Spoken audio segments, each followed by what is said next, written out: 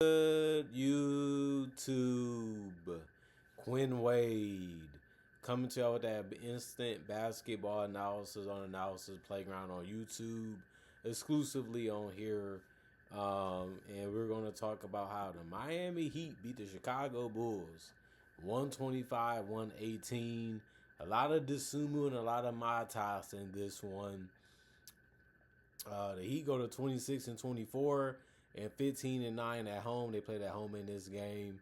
The Bulls go to 24-25 and 9-14 on the road. Chicago won the first quarter 31-25. The Heat won the second quarter 38-25. Third quarter was won by the Bulls 35-21, and then it was 34-34 in the fourth. Patrick Williams got the start. No Vucevic in this one. No Giddey in this one. No Kobe White in this one. No problem. As they still was able to get it done. 15 points for Patrick Williams. He went 5 of 12 from the field, 3 of 6 from 3, 2 of 2 from the free throw line. He had 4 rebounds, 2 assists, 2 turnovers, and a block. 4 personal fouls and a -6 and plus minus. Did a good job of attacking the basket and hitting shots from 3. He's showing you that he can do it, but he doesn't do it enough consistently, unfortunately. But this was a game they needed somebody to step up, and he was a big part of their success. You can say the same thing about Isaac Okoro. He had 20. You most likely never see him go for 20, but they needed it in this game. He did a good job of attacking the basket and being physical, going to the basket. He went 4 of 6 from the free throw line, 2 of 2 from 3, 7 of 12 from the field in 34 minutes. He also had 1 rebound, 3 assists, 1 turnover, and a steal. 3 personal fouls and was a +10 and plus minus. Matas Buzelis played 33 minutes. He had 21 points. Whether he was driving or hitting the 3, it worked out for him real well in this game also. He went 4 of 4 from the free throw line, 3 of 7 from 3, 7 of 15 from the field. And he also had 8 rebounds, 4 assists.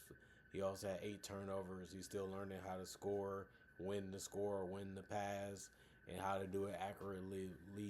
He also had 1 block, 1 personal foul, was a +8 and plus minus. Kevin Huerter was the only starter to not score in double figures in points. Although he played 22 minutes, he only had 9 points, and he went 4 of 9 from the field, 1 of 5 from 3, and missed his only free throw to get it. He also had 7 rebounds and 5 assists, 3 turnovers and still in the block, 1 offensive board, 4 personal fouls, which was the most on the team, tied with Patrick Williams, and was a +8 and plus minus. The foul trouble really hurted him in this one, but the ability to grab boards and hit shots is why he kept getting minutes anyway. And then Desumu, the guy that stepped up the biggest in this game, 37 minutes, 29 points. He went 11 of 16 from the field. He had some tough ones in this game too that he took, but he still was dropping them in and drilling them. He was getting to the basket at will in this game and really attacked the game in all different type of ways. 5 of 6 from 3, 2 of 3 from the free throw line, 11 of 16 from the field, 8 rebounds, 9 assists. The 9 assists ended up being the most on the team. 5 turnovers, 2 steals, 2 personal fouls, and a +10 and plus minus. Dalen Terry hit a spot up 3. He was good at attacking the defense too throughout the game. 9 points, 29 minutes. The 29 minutes was the most off the bench. He also missed his only free throw. He also had 3 rebounds, and then he had 7 assists. The 7 assists was the most off the bench. He also had 2 turnovers and a personal foul, and a +2 and plus minus. Julian Phillips, 12 minutes, 3 points, 1 of 1 from the field, 1 of 1 from the free throw line, 1 rebound, 1 turnover, 1 steal. No personal fouls, a +1 and plus minus for him. You're just happy that he made his only shot, and he was able to help out defensively and with the boards. And Aldridge, 8 minutes, 2 points. He also made his only shot. He also had 3 rebounds, 1 assist, no turnover, and 2 personal fouls, and was a +4 and plus minus. And Javon Carter played 20 minutes. He went 4 of 10 from the field. He took the most shots on the team from the bench. With those 10 shots, he also went 3 of 8 from 3. He can get that thing up quick, and he can drop them in easily. 5 rebounds for 1 assist, 1 turnover, 1 steal, 2 blocks. The 2 blocks was the most on the team. It was great to see him do it because he always been known as a pesky defender. And he also had 3 personal fouls, was a +2 and plus minus. Yuki, 11 minutes, 6 points, 2 of 4 from the field, 2 of 3 from the 3 point line, 3 rebounds, 2 assists, no turnovers, 2 steals. The 2 steals was the most off the bench, which was good to see. He also had one personal foul, was a -4 and plus minus. And then the Miami Heat, they did what they could. They stayed in it. They had a chance to get it, just couldn't get it done and get the win. Andrew Wiggins, 33 minutes, 17 points. He only went 6 of 16 from the field. He also went 3 of 9 from 3 and 2 of 3 from the free throw line. He missed a lot of good ones, and he took some tough ones too. He did have one rebound, one assist, 4 turnovers, 3 steals, and a block. The 3 steals was a good amount, but not the most on the team. He also had no personal foul, was a -12 and plus minus. Just a good game from him. You know, you just wish he would have shot the ball better. You wish he would have finished better, but it just wasn't the case in this one. Myron Gardner did a good job attacking the basket, though. He played 23 minutes. He had 12 points, went 4 or 5 from the field, and 1 or 2 from 3. His only miss was a 3-pointer. Besides going 3 or 5 from the free throw line, he had 11 boards, so he finished with a double-double. He also had 1 turnover, 2 steals, and 2 offensive boards and 3 personal fouls, and was a -4 and plus minus. Bam Adebayo, 36 minutes for him. He ended up playing the most on the team. He had 21 points. He ended up taking the most shots on the team with 18. He went 7 of 18 from the field. The problem was he went 1 of 8 from 3 and 6 of 9 from the free throw line. He left a lot of scoring opportunities by coming up empty a lot of the time. If he would have made more shots, especially from the 3, they would have definitely been able to win this one, but it wasn't meant. He did have 11 boards, so he finished with 20 and 10. He also had 1 assist, 3 turnovers, and the steal. 3 offensive rebound, 1 personal foul, and was a -8 and plus minus. Belly Larson was getting out in transition, having fun. And other than that, he was knocking down threes and getting to the free throw line. He went 6 of 7 from the free throw line, 2 of 5 from 3, 7 of 11 from the field. He finished with 22 points. That was the most on the team. And he also had played 33 minutes, had 7 rebounds, 4 assists, 2 turnovers, 5 steals. He consistently kept taking gambles and risks and ended up paying off with the 5 steals, especially because he only had 2 personal fouls. He did have an offensive board. It was a -3 and plus minus. And then Yakachonis, 27 minutes, 6 points. He was the only starter for the Miami Heat not to get in double figures, although he did play a good amount of minutes because he went 2 of 7 from the field, and then he went 2 of 6 from 3. That's why he didn't score double figures in points. He did have 3 rebounds and 5 assists. The 5 assists was the most for the starters. He also had 3 turnovers and a steal, 4 personal fouls, and was a +2 and plus minus. Fontecchio, 18 minutes, 8 points. He went 3 of 10 from the field, 2 of 8 from 3. He had a lot of good looks and a lot of great opportunities to have more points. Couldn't cash in on it though.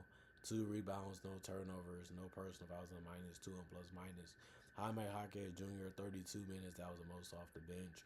He had 20 points. He did a good job of attacking, hitting jump shots, driving to the basket, and also went 8 of 16 from the field. That's 50%.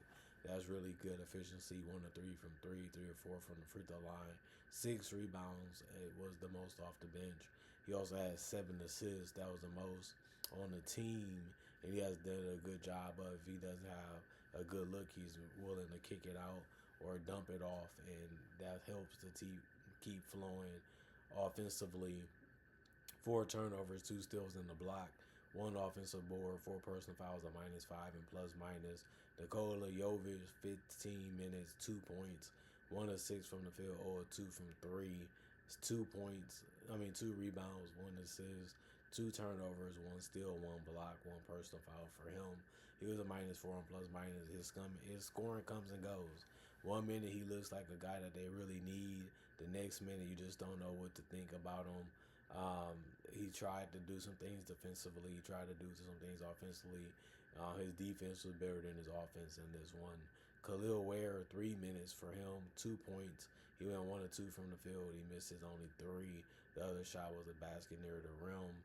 He had 1 rebound, 1 assist, no turnovers, 1 personal foul, and finished as a -2 and plus minus. And Drew Smith, he played 20 minutes. He had 8 points. He went 2 of 4 from the field, 1 of 3 from the 3-point line, 3 of 3 from the free throw line. He had 3 boards, 6 assists, no turnovers, 2 steals, and a block. 2 offensive boards and 3 personal fouls and a +3 and plus minus. They've been expecting a lot from him, and he's been able to deliver a lot of times through the season. On top of that, you got to be happy that everybody off the bench was able to score a basket or more. That's always a great thing to see. And the Heat, that still wasn't enough to help them get the win, mainly because they went and shot 95 field goals and only shot 43%. And then they took 47 threes and only shot 28% from the 3-point line. 88 field goals from the Bulls, 52%. 40 3-point taken by the Bulls. They shot 50%. I mean, they shot really well, while the Heat could not, even in the clutch moments. And then 18 free throws taken by the Bulls, 72%. 31 free throws taken by the Heat, for 74%. 47 rebounds by the Heat, 43 from the Bulls, 6 assists from the Heat, 34 from the Bulls, and then 19 turnovers for the Heat, 23 for the Bulls, 17 steals. That helps you stay in the game and gives you a chance to possibly win it, because the Bulls only had 8, and then 4 blocks for the Heat, 5 for the Bulls. The Heat also had 9 offensive rebounds. That helps too. The Bulls only had 1, but they did have 42 defensive rebounds, and 38 was for the Heat, and then 21 personal fouls for the Bulls, 19 for the Heat. Just a really, really good game, but the 31 free throws and the steals kept the Heat in the game enough to make it to where the Bulls couldn't relax and take their foot off the gas. And I don't think the Bulls wanted to do that anyway. They really wanted to win. It's just never really going to be too easy for you, especially with a team like the Heat that is still trying to make the playoffs, just like the Bulls. And they want to prove that they're still one of the better teams in the East. And both teams collided, and it was fun and enjoyable to see. And I'm happy I was able to experience watching this one. Comment, like, subscribe, share, hit that notification bell to get the analysis when it first come out. Thank y'all for watching. Thank y'all for checking out the channel. Y'all stay blessed up. Y'all stay good. Peace. And I'll see y'all later today, hopefully with more analysis.